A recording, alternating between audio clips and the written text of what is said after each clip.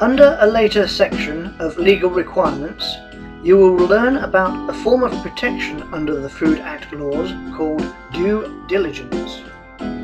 Due diligence, in simple terms, is being seen to do everything that can be reasonably expected of your company and its employees to ensure that all foods produced or served to customers are safe for human consumption.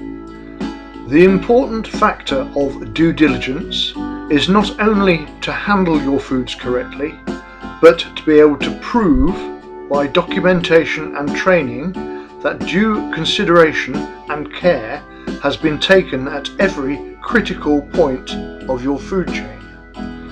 The essential practices expected of food handlers are as we have been describing within the Basic Food Handlers course, and it is your company's duty and protection under the law to show that they have given due diligence to the following issues.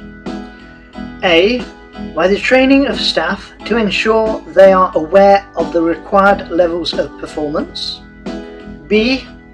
Your company will have a documented procedure of how they will monitor every aspect of their food chain cycle, together with its critical point controls, to show that every reasonable measure has been taken to ensure safe food is being created and maintained.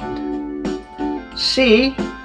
A history of working documents will be held to prove the principles described are in fact being put into practice. So, it is your company's responsibility to identify what are the key stages in your food cycle and the relevant checks and forms of documentation to be completed.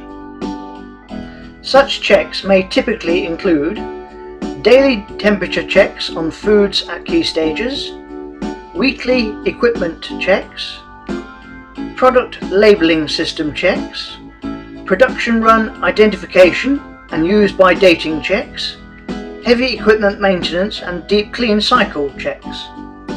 They may also include delivery and supplier codes of practice and essential checks, and internal audit processes for hygiene and maintenance issues.